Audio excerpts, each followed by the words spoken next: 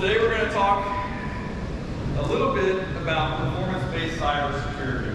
And let me get this microphone going. Are there folks online? Do you know? Or is it just us? Just us. Can you guys hear me okay?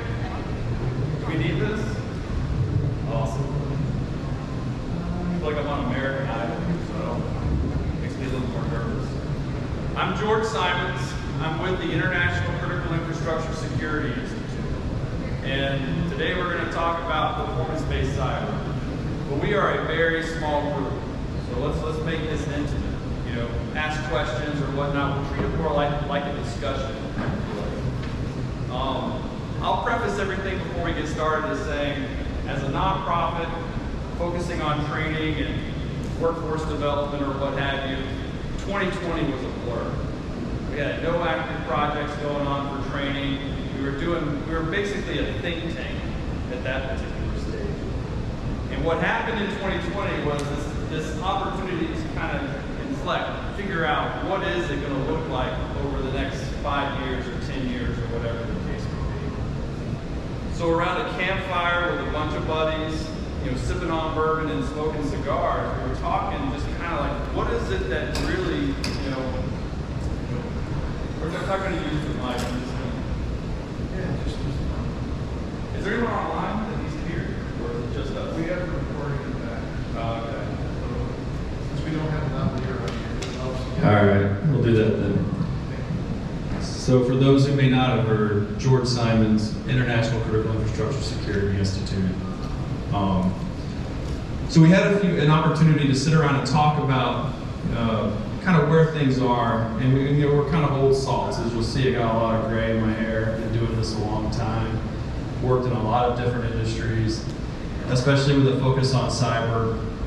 And then we were invited out to do a couple of special projects in some remote parts of the world, and as a result, we kind of changed the way we were, our thought process, or the way we were thinking, and that's what we're going to talk about today. What's changing at ICISI? Again, ICISI is a nonprofit. It's a 501c6. It's member-based. We don't actively recruit for membership. It's more of an opportunity to collaborate and join with a very tight-knit group of folks who are really just trying to make the world a better place. And we come from all over, a lot in critical infrastructure, of course DOD and federal, but we focus primarily on critical infrastructure. This all started back in 2015 when we were rolling out cybersecurity for commercial nuclear energy, and they were in the process of trying to convert their cyber defensive strategies, if you will, into more of a NIST-based, standards-based approach. So kind of taking it from the early aughts of 2000 into, at that time, NIST was publishing 882, which was industrial control cyber, so kind of modernizing their approach to cybersecurity. There were so many issues involved in negotiating what it's going to take to protect a commercial nuclear power facility. We started this nonprofit to focus on workforce development and also on research.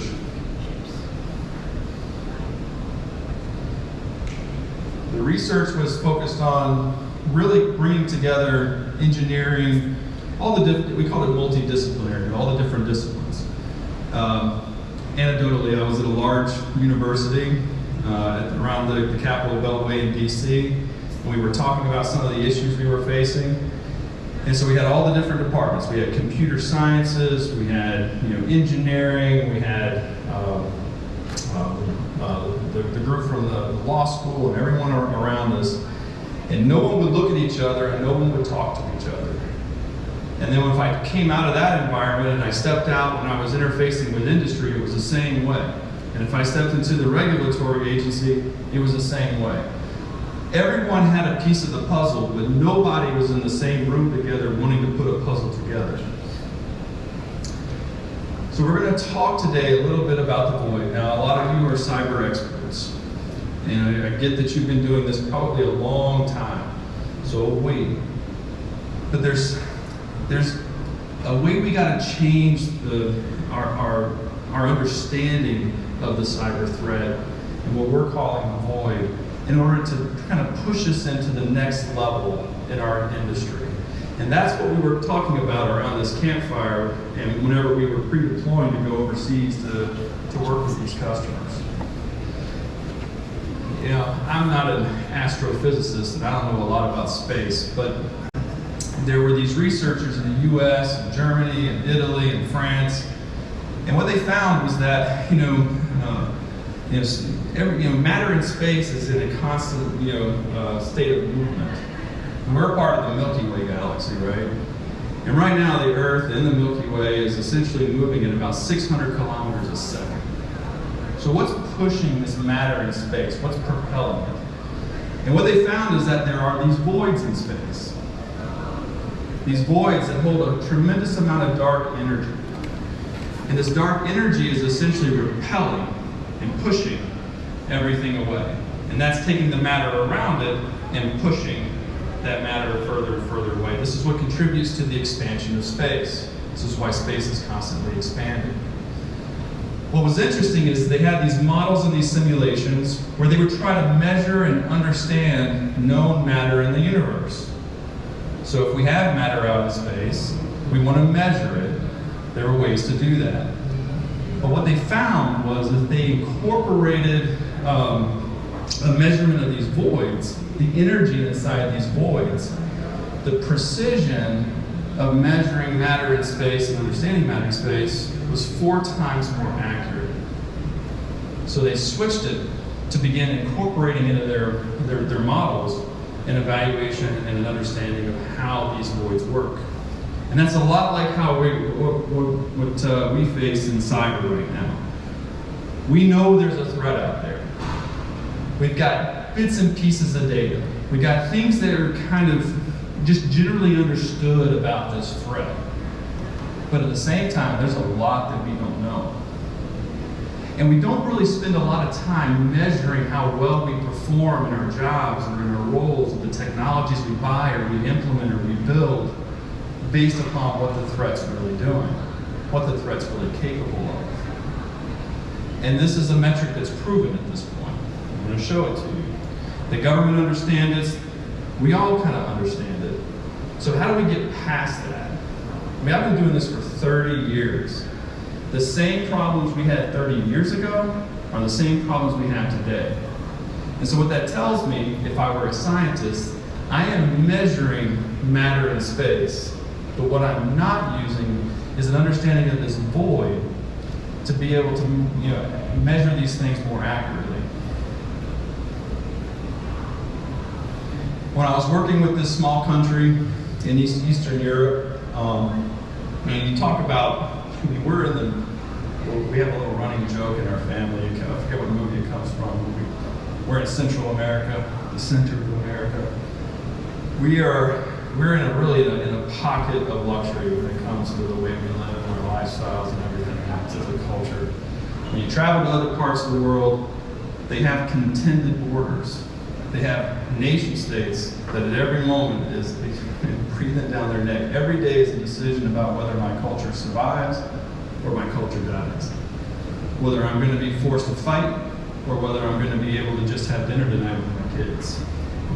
And so when we talked about the tsunami effect, we said, look, this void, this dark energy, this cyber threat or whatnot is going to be paying attention to what you're doing. And as they pay attention, anything that you implement or do to make things better is essentially going to increase their efforts. In other words, you're going to see a heightened level of activity on the threat domain as you try to address it internally within your government, critical infrastructure, wherever it might be. We call it the tsunami effect. You won't see it, but it's coming. I swear this graphic was around 20 years ago. I pulled this out of a 2018 GAO report. Show of hands of who has not seen the iceberg and then emulation of the cyber threat. We all have. First time? Not anymore. Essentially the concept is, look, what we know is above the surface and what we don't know is below the surface. There's so much that we don't know. It's just general recognition that when it comes to the threat, there's a lot of things that we don't understand. We still don't understand. But all of the activities that we're doing, all the stuff that defines our daily lives, our job descriptions, our the nice program out of NIST where we're trying to say, hey, here's all the different roles in cyber that have to be filled. All of those are being basically focused at the top of this iceberg. What's going on below it? Are we spending enough time figuring out what's really below the surface? I'm going to use weapons systems as an example. I'm a nuke guy, right? So I work out of commercial nuclear energy. But I find this fascinating because what I've learned over the course of my career is that it's all kind of the same. Whether you're in a nuclear power plant, an oil burner, and you're working out of a refinery, or you're at a fossil generation plant, building automation, whatever it might be, in this case a weapons system, there is this kind of growing understanding of the fact that the diversity of the technology we work with is expanding. Just like space is expanding, matter is moving through the universe. Same thing is happening in the technology front. Weapon systems, they are a combination of IT, OT, operational technology, meaning industrial control, CAN bus, Profibus, Modbus, all these protocols that are asymmetrical to what most tools on the planet are currently capable of even looking at or understanding, how they communicate. Kid you not, if you were to walk into some facilities in the US that are responsible for producing bulk load on the grid, they might not even be able to tell you what all is there, what all is communicating, how is it communicating, where are those packets going. And then there's this idea, well, you know what, it doesn't matter because they're air-gapped. We got systems that are air-gapped, so yeah, it's a blended model, we got everything integrated together, but it's okay. These things are separate, they're not touching the internet. We used to call it the hard outer shell and soft GUI center. So essentially we can have this device, we can have this component, and we don't have to worry about it because we're just going to build a motor around it. What I tried to explain to the industry at the time was that there is no such thing as isolation. There is no such thing as air-gapped. And the reason for that is because data is always moving. It's moving somehow. Well, these systems are behind 18 layers of physical security. They're behind, they're deep in the plant. You have to have all these different special access requirements just to get to them. They're not connected to anything. They're literally basically what they call run and die systems. We install them, you turn them on, you make sure they're configured, and you walk away from them, you pray they don't break. Until the vendor has to come in and modify it. Until they have to go in there and pull data off of it because the logs aren't right. Or because they're having anomaly behavior in the control room that's saying, hey, this thing is giving me the parameters are changing, I need to see what's going on. Digital instrumentation and control has to go out there and look at it. Maintenance has to go look at it. And they're hooking stuff up to it. It's no longer air-gapped. And in 2018, when they were looking at a weapons system, and it could be power generation or anything else, they found that they had all these issues. And again, this is 20 years after I started. And it's the same list of issues that have been going on forever. They're susceptible to man-in-the-middle attacks, DDoS, and so on and so forth. They have zero to little, what I call situational awareness of what's really going on. And then what we end up doing is interfacing with all these different vendors and trying to figure out, hey, what do I do? And the vendors are coming and saying, I solved this problem. It's like walking onto the beach. I mean, how many pieces of sand in the sea are there? We're picking up a handful of sand and saying, I can fix that problem. Like all this other stuff going on. It just amazes me that we're this far along, these many decades beyond where we were, and we're really not making much progress. In fact, the GAO said that if you were to take the crawl, walk, run analysis We're still in the crawling stage. So from a cyber perspective, we're basically a 40-year-old infant. And so as a nonprofit, we get to sit around and talk and think about, well, how do we change that? How do we turn that around? How do we go from a crawl to maybe the beginning of a walk? Maybe it's a wobbly walk, but how do we move forward? And this was part of the problem here. It didn't even take that high of a level of sophistication to break into these systems. When the Intel community, especially the NSA, the DoD now, they have these programs where we're training red team operators. We're really working towards more on the pen test side, being able to offensively go and test these systems. But what is the real level of rigor? Once you get past that hard outer shell, it is a soft, gooey center. And that's a massive problem. Now in this case, it's weapons systems. I don't know if you guys care about weapons systems all that much, but the people in theater do. But certainly, I don't know about you guys, but I love power. I love having lights on. I mean, I brought my gaming laptop. I could be in the hotel room, playing Division right now on Steam. I love power. If these systems are vulnerable, it certainly affects our lives, and we hear that over and over and over again. And how is that? How can we keep hearing that this is a problem and we're not moving forward fast enough? These are the things that keep us awake at night. Again, same things out of the GAO report. Again, metrics that are proven. I don't have to convince you, it's done. We all understand that this is where it is. The question is how to move past it. This is what I think is the fundamental problem. When I ran teams of analysts that would go into a federal facility to do assessments, basically it's a checklist process.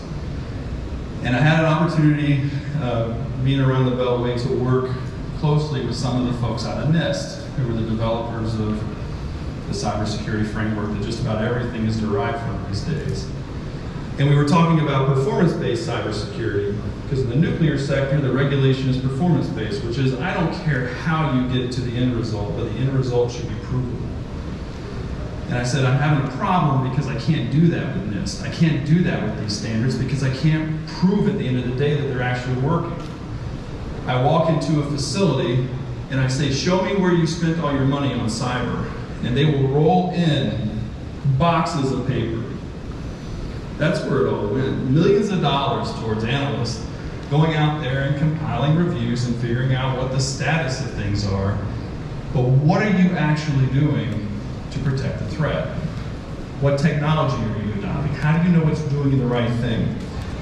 And this guy said something to me that stuck with me. He said, it was a performance-based model until the lawyers got involved. And so a vast majority of my career has been convincing people to adopt frameworks that at the end of the day provide very little value. Now I want to say, it doesn't mean that these frameworks have no value.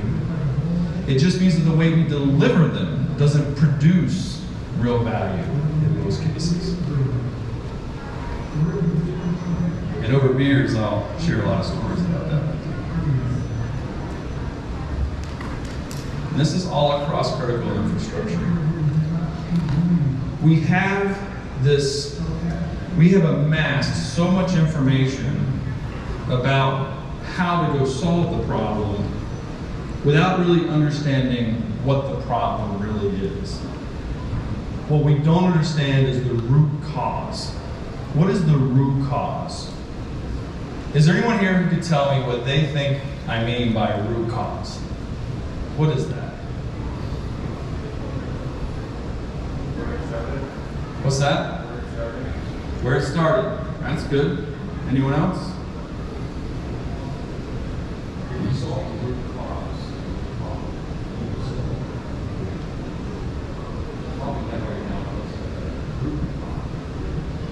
Exactly. It's the starting point. A friend of mine, and we make fun of him all the time, because he uses this term about everything, usually because he attributes cyber to just about everything chess.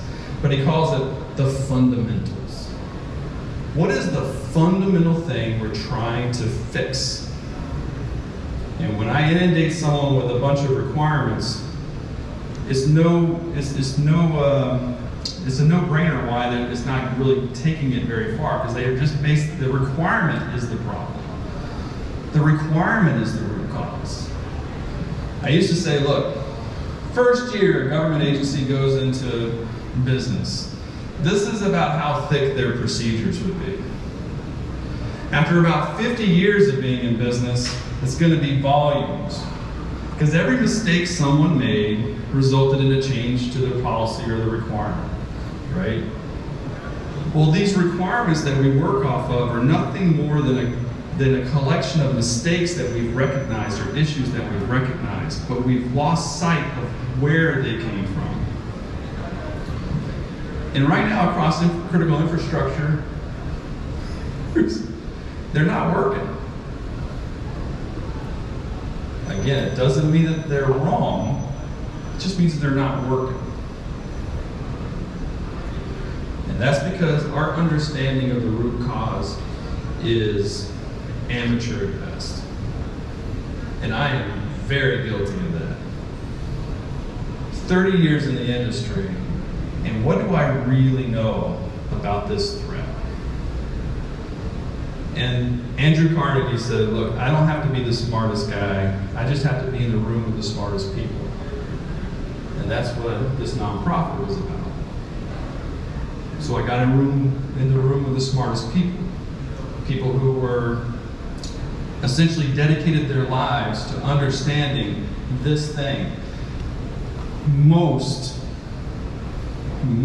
people in our industry would understand the threat purely based off of the attributes and characteristics that are published through these standards. In some cases, we might have a more moderate understanding of it because we're on the front lines. We're in a security operations center. We're seeing the vulnerabilities coming through. We're looking at the active attacks. We're whatever the case might be. But if you look at the tip of the iceberg when it comes to workforce, I call it the top 1%. The top 1% of our field who are actively engaging the adversary on the wire. And these are typically special programs. They're going to be in the intel community, and they're going to be in the federal DoD community. And then an even smaller sliver of that out in the commercial space. But when you sit down with these individuals who have had that level of exposure, you begin to realize that their view of the world is very different from the rest of us. And by us, I'm including us all, in the cyber industry, because they see it differently. Their experience is different. And so my question to them was, well, what would you do differently? My one friend said, look, I don't even have to prove to you that this whole thing is broken. That has been proven over and over and over again.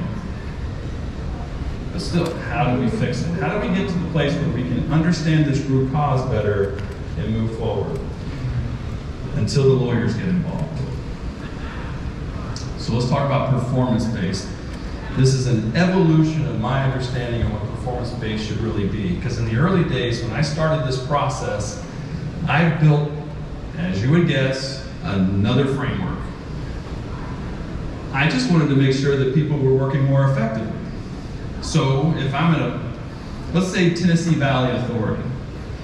TVA is both a power generation organization and a government agency, right?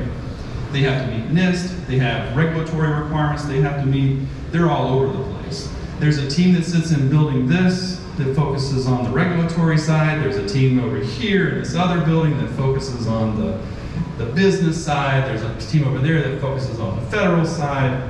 And we said, look, first step is let's take all of these requirements because they are basically all the same.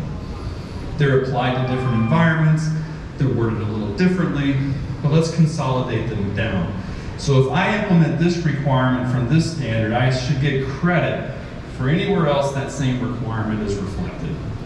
One team, one focus. Let's just basically pull together these metrics in ways that make sense. And let's build KPIs around it. Flawed logic. Because I want to build a performance indicator around a requirement to know if the requirement is adequately implemented.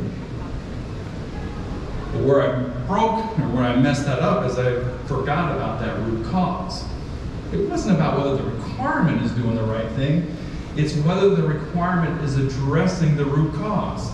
How is it defeating the pathway or the vector that an adversary would take in order to compromise or otherwise wreak havoc on my systems through this thing? Where's the threat in my analysis? The real threat. Where do you get that? Who do you hire? What tools do you implement? Where do those things? Because when I was working, overseas and what have you, I was like, man, we're going to come in, we're going to tell these folks, they got it all, man. They got their policies in place, they're all there between law enforcement and critical infrastructure. They got this massive framework that they've implemented. And what I found was this, just like everyone else, if you're building a house,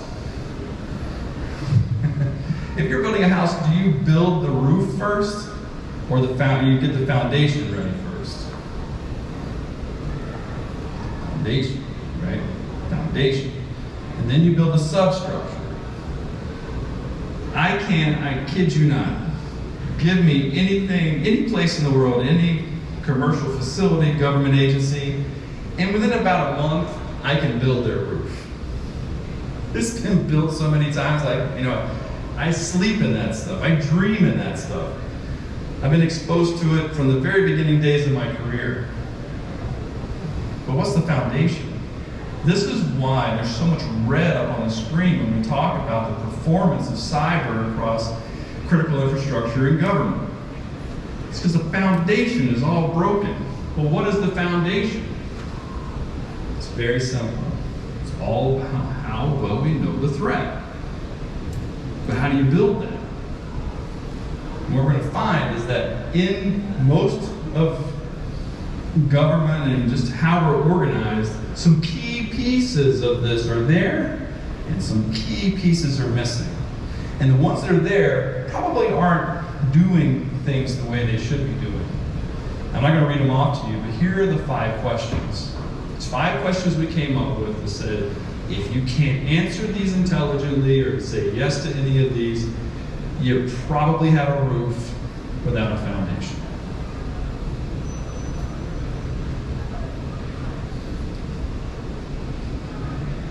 My buddy's really happy that I put the word fundamental in there. So performance-based cyber is this. Number 1, you have to be working off of a cyber threat index. If you are working, for those who aren't familiar with the threat index, this is essentially a breakdown of known threats, compromises, attributes, and characteristics of known threats that are published today. There's tools for this. In fact, there's a free one you can use. Most of your big names in cyber either take from that source and then put some sort of white label on it or what have you. It's all public domain. It's 60 fathoms deeper than what you're going to get if you're reading out of a standard. But we start with the threat index. In other words, are we even looking at the root cause? The second thing is you have to emulate that threat. In nuclear, they have this thing called force on force. Anyone familiar with that? Ever heard of that before? Yeah, me either. So what force on force was is they'll get these special ops guys out of the Army to come in, and they will basically attack a plant. And that's how they test the physical security of the plant. The nuclear power plant is it's probably more protected than just about any DoD facility out there, aside from that stuff. It is tight. And that's how they got there. Not because they were analyzing the threat, but because they were attacked by the threat. Give you an example. Post 9/11, look at where we are today. Today is 9/11, right? Post 9/11, you have to protect these plants from a physical threat. You should probably put a fence up. All right, the requirement is I gotta put a fence up. So I'm gonna put up a fence, chain link, all the way around the property. That's about 6 foot high. Requirement is met. 100% satisfied, goes up the chain all the way up to the plant manager. Plant manager's like, awesome job, guys. It cost us $250,000 to put a basic fence up around this place, but requirement met, we're good to go. And then these leathernecks come in with their, special forces, highly trained folks come in, and their job is to test whether or not these fence is gonna work. So what do? They just snip it up and walk through, throw their gear over, climb over, and they fail. I mean, the plant fails miserably. Oh, I guess we gotta fix it. We should make these fences 8 feet. Next force on force, they bring ladders. Till today, where I won't go into how these plants are, the security around a plant is organized, but it is not a 6 foot fence. And you will get shot.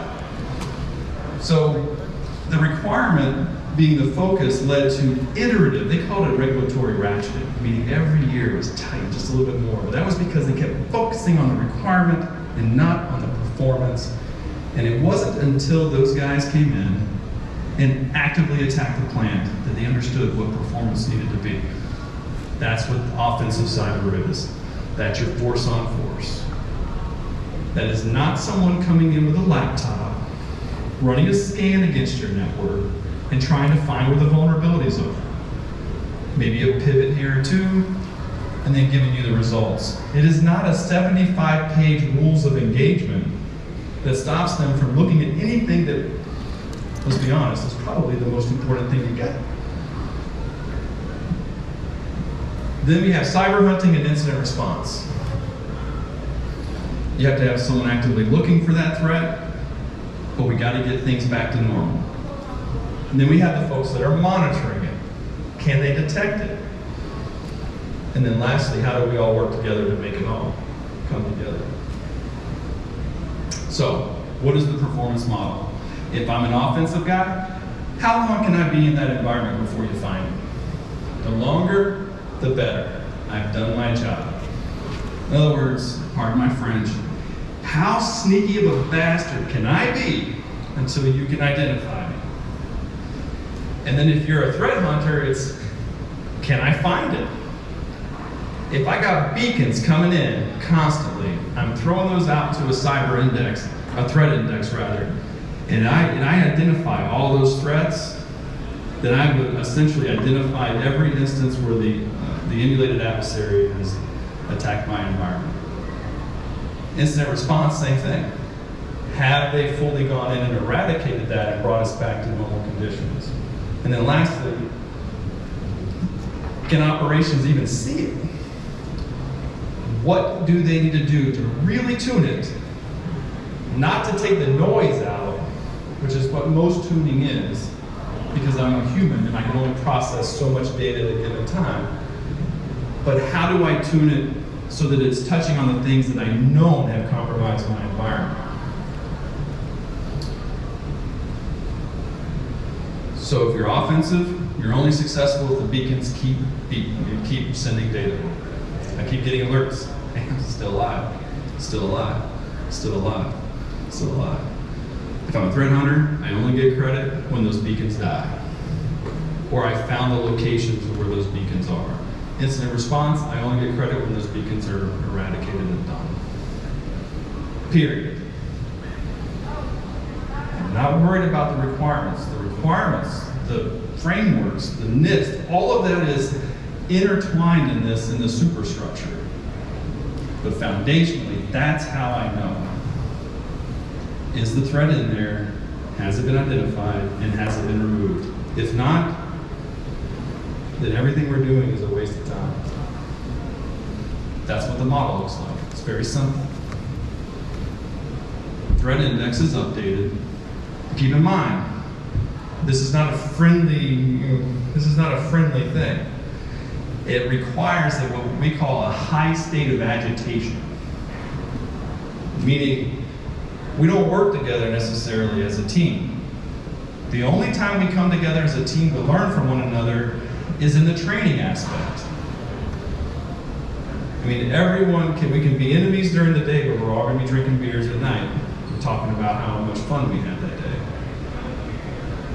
So when an emulated adversary successfully attacks the environment, they're not going to tell you what they attacked. They're not going to tell you where it is, and they're going to tell you anything about it. They're just going to tell you that you have been attacked. It's called persistent operations. They are actually emulating the real threat.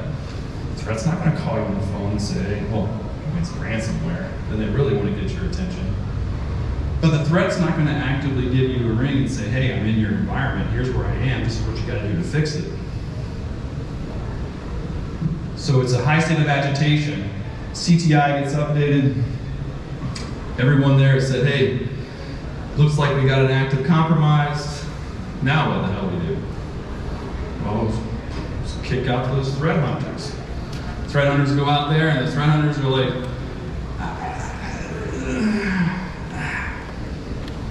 right? And then instant response is like, well, I can't do anything until you go out and actually figure out where these compromises are located. I need to know what systems. I need to know what the pathway was. I need to know what's going on. And until that happens, I can't do my job. Operations is going, I didn't see nothing. I have no idea what they're talking about. They're scouring through logs. They're looking for alerts that they've been ignoring forever because somehow water takes the path of least resistance and they had tuned out the thing that was the least resistance. High state of agitation. It's a beautiful thing. Now we got to fix it though. So how do we fix things in cyber? We build a framework. Once again, here we go. We're down that framework path. But this is a little different. We call it threat informed. This is a really busy slide. But this is the case study that ICISI was doing to say, hey, how do I change this thing? Because if I'm going to be in this career for maybe 10 more years, I want to leave it a little better than when I first found it. How do I get the red off this slide? How do I get those GAA reports to say something really good? Here's the foundation. This is the substructure. This is where you start. And it has to inform whatever the superstructure is. If the superstructure is built in a silo, it's a waste of time and a waste of money. Yes? When you guys build these frameworks and think about this stuff, do you put any onus on the providers, the people who are building the equipment, that maybe are the startup, or in my eyes, a little bit of the root cause of why we are where we are in cybersecurity? Do you expect that they're going to do anything, or do you expect that they're not and build from a point where they're not going to do anything and we've got to protect it all? Well, you seem like someone that would be around the fire with us drinking a beer and smoking a cigar. How would you answer that question? I would probably imagine you're not going to get the economics of them to do anything. Right. But I feel like that's part of the problem today is they need to be held a little bit more responsible through some means. Right. It's got to be a little bit of give and take. I feel like industry is very much about let's get it pushed out on the street, make our money, and then we'll think about security as an afterthought. Right. Well, the problem is until we have enough data and to put pressure, to shine the light in that room, it's hard to push change into something as big as like the defense industrial base, right? So going back to this concept of the void, acquisition, vendor community, defense industrial base, everything outside of this one thing that I really care about. I'm thirsty, I want to drink this water, I care about this water. Everything outside of that is the void. That is that dark energy that's moving stuff around that I don't understand. But I'm not going to be able to understand it until I emulate it. So, in that example, we treat everything outside of the organization are these protected systems, weapon systems, reactors, steam generators, transmission lines, whatever they might be, as the void.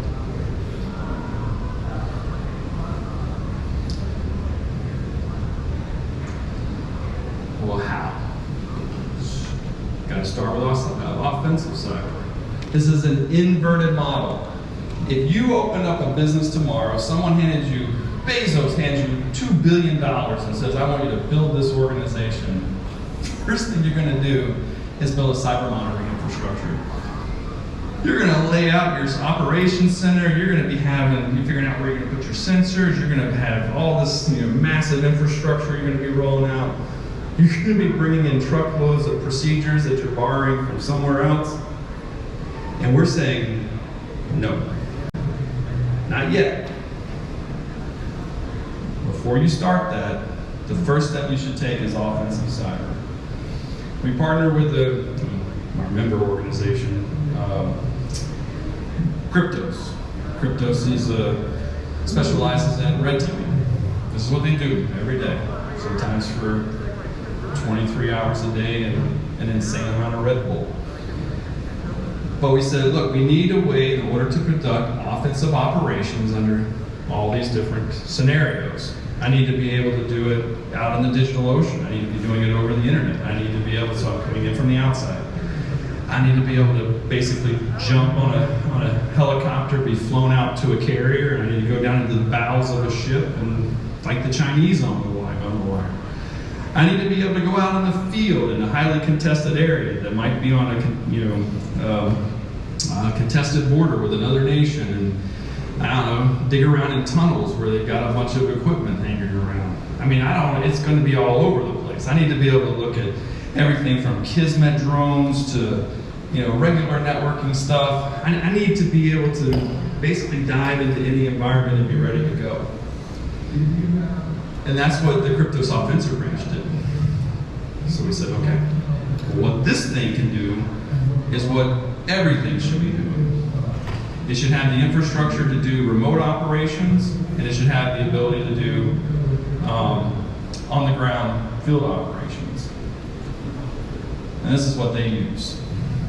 They have an offensive range, which is a tactical range that can basically be permanently installed inside of a specialized area of the organization, 100% dedicated to offensive work. But they also have the field kits. These field kits are a little bit ridiculous. I don't know how they get so much equipment into one little backpack. But the core can be moved anywhere, tactically if needed, or stationary. And it has all the components, all the enclaves, all the tools. It has the ability to capture information, but do it in a secure way.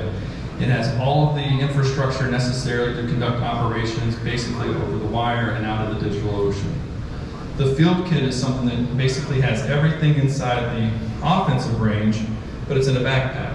So you got a tactical laptop, you got your nukes, you got your firewalls, you got all the stuff that's in there.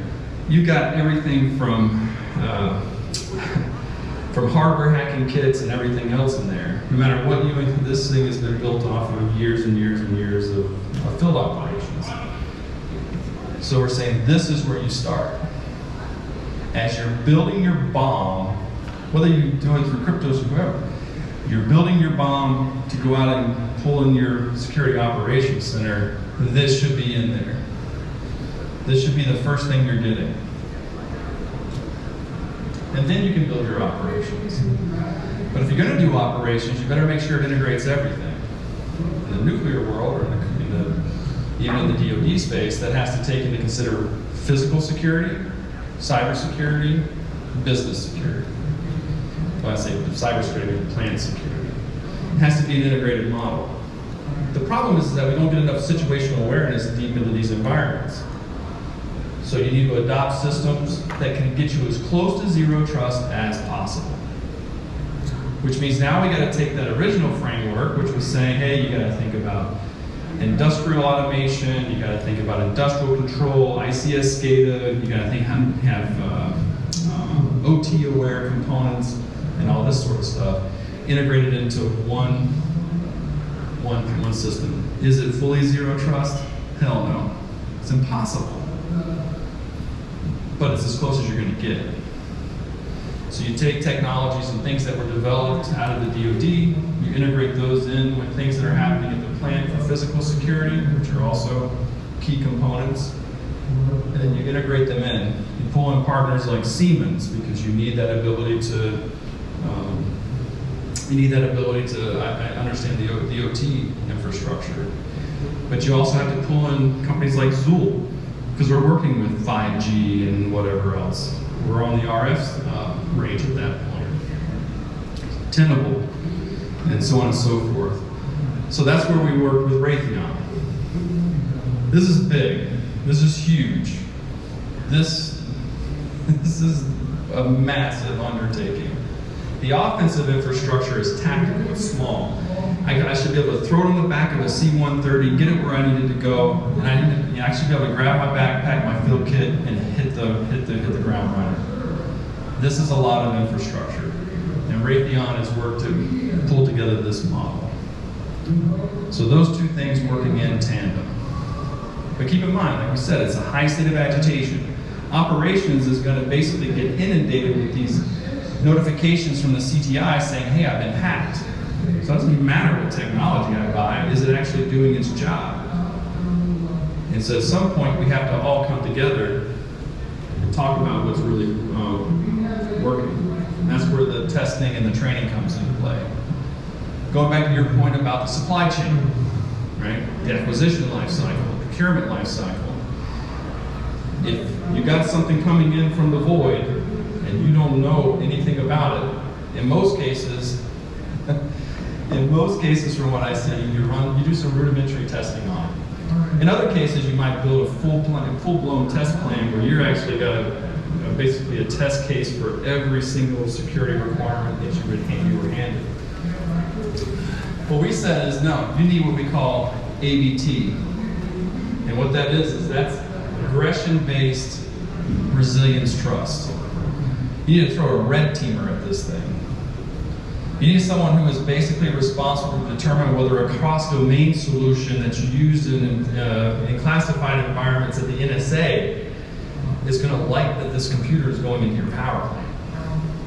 You need a red team review, an aggressor, a threat-based evaluation, a real threat-based evaluation of that product.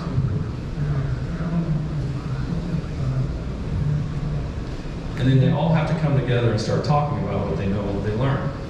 Again, we can pee in each other's Cheerios all day long. But whenever it's time to the day's over, we're going to grab I'm older now, so Michelob Ultra, and we're going to talk about what's working and what's not working. So, for example, if you're using a field kit for advanced offensive operations and threat emulation, that's the same field kit that incident response and threat hunting should be using. Same tools, same techniques, right? And you cross-train on that, so you all know them really well. Offensive cyber has a secret of where this problem is, but everyone has the same tools to go fix it. And how well they use those tools and how effective they are in using those tools, that's where training comes in. Operations is in there. Where do you think the leadership, the technical leadership, the engineering leadership in operations should come from? It should come from offensive cyber. So when we say, look, if the top 1% of our field is trained in these advanced tactics and everything else is, you're somewhere in this pyramid, I'm like down in the bottom right corner. They're like somewhere in this pyramid, they should be training and pushing down. The moment they're trained as an offensive operator, that's the person I'm moving over to threat hunting.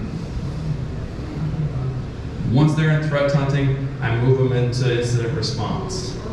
I can train an offensive operator in incident response processes, but I can't expect that an incident response expert is going to know all the tactics that offensive cyber is using, or the threat leaders. So now we got this matrix team. We're moving them across. Still high agitation, because at the end of the day, they got to do their jobs.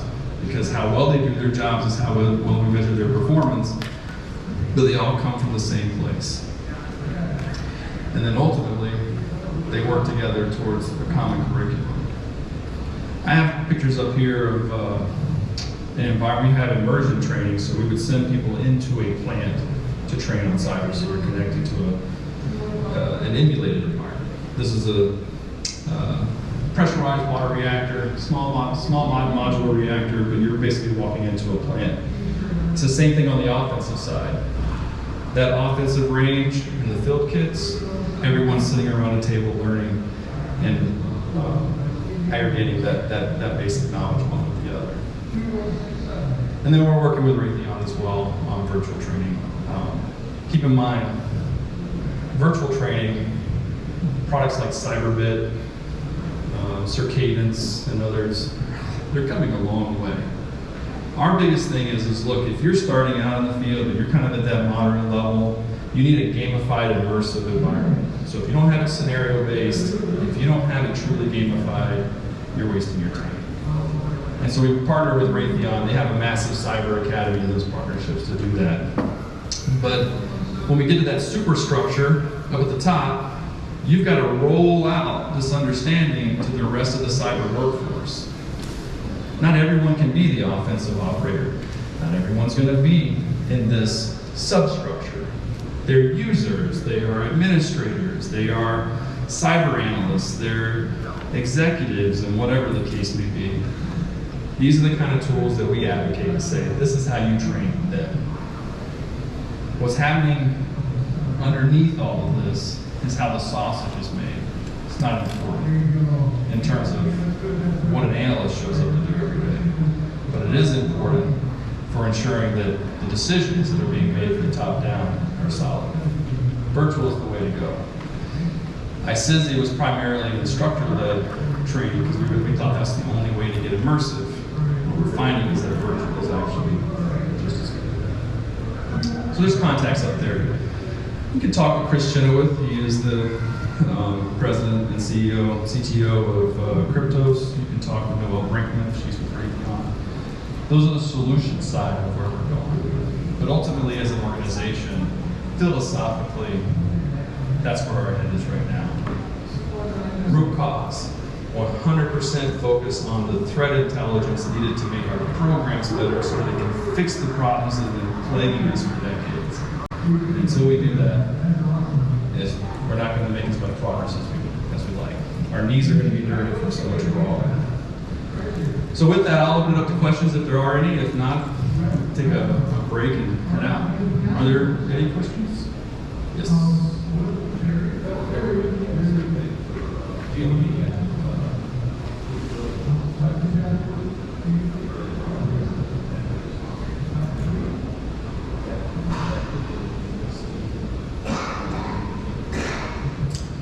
You know, going back to the vendor community, while I do think there's more pressure on the vendor community to natively protect their systems or have the ability to natively protect them with more capability, if you will. It is an unfair expectation that a product that is built for integration into any environment on the planet is going to work well in this organization. And the DoD and the federal government have such a broad operations space that, you know, it puts a lot of pressure on the vendor side.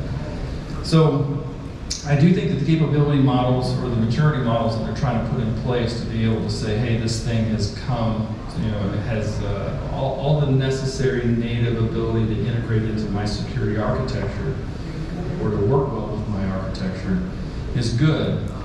At the end of the day, it's all, in my opinion, still requirements driven. In other words, they're not asking the vendor community to come in and say, hey, is there true resilience trust with this component? Can you guarantee me that this black box is basically resilient to attack from an advanced adversary? And none of them can answer that question. If the government went out to, let's say, the Department of Agriculture went to its vendor community because they have to do a $3 billion infrastructure upgrade of its IT infrastructure, and they picked one of the big Beltway bandits to do it. What if the Department of Agriculture said something like, "I'll tell you what, whatever successful vendor is pulled in to do this work is going to be subjected to our aggression-based performance evaluation team. And if you fail that, you lose the contract."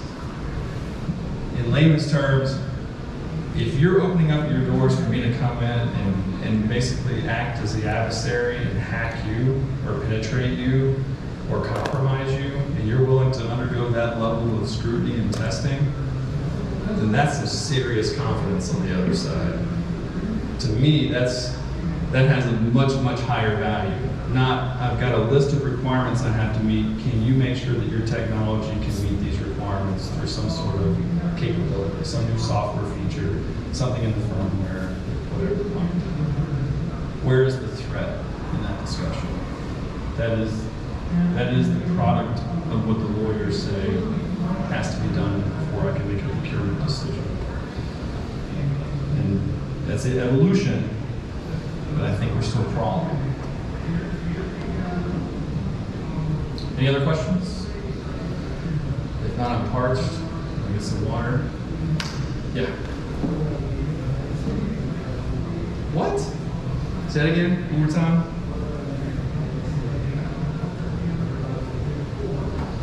Well, some risk it here. It was a really good day until that. Thank you. Appreciate it. All right. Cool. All right. That's it. Thanks, guys. See you the rest of the conference. All right.